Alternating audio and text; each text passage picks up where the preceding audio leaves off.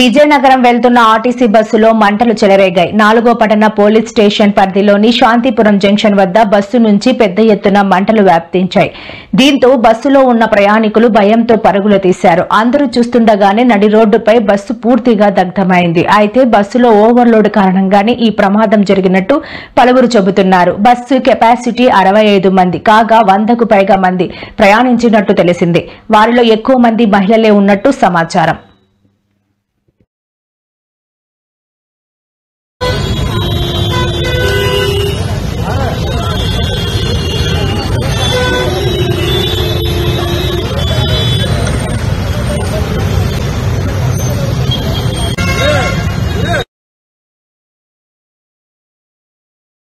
Bus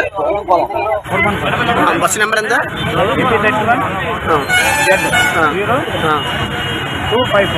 ఏ bus అండి number?